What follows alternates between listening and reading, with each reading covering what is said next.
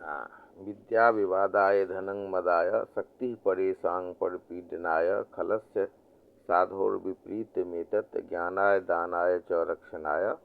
तो ये जो सुवचनानी है पंचम पाठ में, इसके अर्थ को समझते हैं।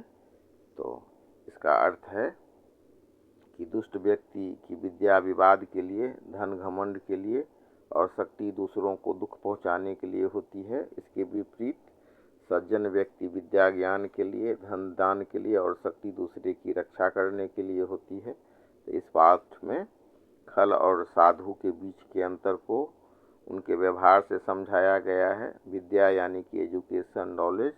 तो दुष्ट व्यक्ति अपनी पढ़ाई लिखाई का उपयोग दूसरे को नीचा दिखाने या फालतू की बहस करने में करता है। सज्जन अपनी विद्या का उपयोग ज्ञान बांटने और अच्छी बातें सीखने में करता है। दुष्ट व्यक्ति पैसा आने पर अहंकारी हो जाता है और दूसरे को अपने से छोटा समझने लगता है। सज्जन पैसा आने पर उससे दान पुण्य और दूसरों की मदद करता है। वहीं शक्ति की बात है तो दुष्ट ताकतवर होने पर कमजोरों को सताता है और उन्हें परेशान करता है। तो सज्जन अपनी ताकत का इस्तेमाल हमेशा कमजोरों की रक्षा और मदद करने के लिए करता है। तो इस तरह से यदि दुष्टों के पास विद्या होती है तो वे उसका उपयोग कलह के लिए करते हैं, धन मिलने पर वे अभिमान करते हैं और शक्ति का उपयोग दूसरे को कष्ट देने के लिए करते हैं। परंतु सज्जनों के पास यदि ये चीज़ें हों तो वे इनका उपयोग ज्ञान, दान और रक्षा के लिए करते हैं। फिर से इसको समझिए। विद्या विवादाय धनं मदाय। विद्या जो होता है वो विवाद करने के लिए होता है। धनं मदाय, धन अभिमान करने के लिए होता है। शक्ति परेशान परिपीड़िताय। शक्ति जो होता है सो दूसरे को परेशान करने के लिए होता है। लेकिन खलस से साधु विपरीत में तत्। लेकिन ये खल के लक्षण है और साधु का लक्षण इसके ठीक विपरीत होता है। यानी कि विद्या ज्ञानाय होता है और धन दानाय होता है और शक्ति चौरक्षणाय होता है, मतलब दूसरे की रक्षा के लिए होता है। तो इस तरह से हम इसको समझ सकते हैं। इसमें शब्द आया है मदाय, मतलब अहंकार के लिए। परेशान मतलब दूसरों के, परिपीडनाय मतलब सताने के लिए, और खलस से मतलब ये दुष्ट का लक्षण है। तो इस तरह से हम इसको समझ सकते हैं। अब हम चर्चा करते हैं और जो दूसरा श्लोक सब है उसका आइए समझते हैं। कि दूसरा श्लोक कहता है अयं निजः परो वेत्ति गणनां लघुचेतसाम उदार चरितानां तु वसुधैव कुटुम्बकम। मतलब यह मेरा है और वह पराया है, ऐसी सोच संकीर्ण मन वालों लोगों की होती है। लेकिन जो उदार दिल वाले होते हैं उनके लिए तो पूरी पृथ्वी ही एक परिवार के समान होती है। इसका सीख यह है कि हमें भेदभाव छोड़कर सबको अपना समझना चाहिए। फिर अगला श्लोक है महाजनस्य संसर्गः कस्य नोन्नतिकारकः पद्मपत्र स्थितं वारी धत्ते मुक्ता फलश्रियम। अर्थात महापुरुषों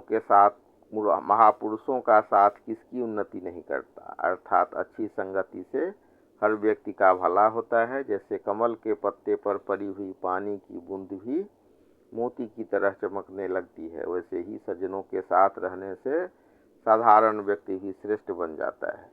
तो इसका सीख है कि हमारी उन्नति इस पर निर्भर करती है कि हम किन लोगों के साथ रहते हैं।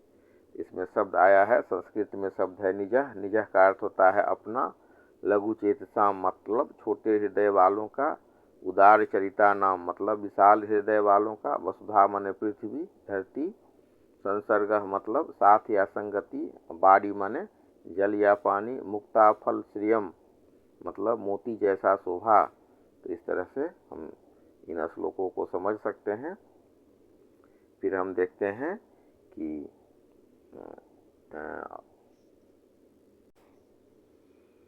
को भारः समर्थानां किं दूरं व्यवसायिनां को विदेशः सविद्यानां कः परः प्रियवादनम। मतलब what is a burden for those who are capable, what place is too far for those who are hard working businessman, what land is foreign for the learned scholars and who is a stranger to those who speak kindly. मतलब समर्थ जो लोग होते हैं उनके लिए कोई कार्य बोझ नहीं होता। व्यापारियों के लिए कोई भी स्थान दूर नहीं होता। विद्वानों के लिए कोई भी देश विदेश नहीं होता। और मीठा बोलने वालों के लिए कोई भी पराया नहीं होता। तो जो लोग कैपेबल हैं उनके लिए कोई भी काम बोझ नहीं होता। बिजनेसमैन के लिए कोई भी जगह दूर नहीं होती। जो लोग पढ़े लिखे हैं उनके लिए कोई भी देश विदेश नहीं होता। और जो मीठा बोलते हैं उनके लिए कोई भी पराया नहीं होता। इस तरह से हम समझ सकते हैं। अब हम इसको देखते हैं कि for the capable no task is too heavy और difficult for a person with strength and ability. For the hard working to a person engaged in trade or business, no distance is too great to travel. For the learned, a scholar feels at home everywhere. Knowledge removes the barrier of foreign lands. For sweet spoken, a person who speaks with kindness and affection finds that everyone becomes their own and no one remains a stranger. तो इस तरह से इसका अर्थ है समर्थानांग, मतलब for the capable, powerful. और इस तरह से हम इसको समझेंगे।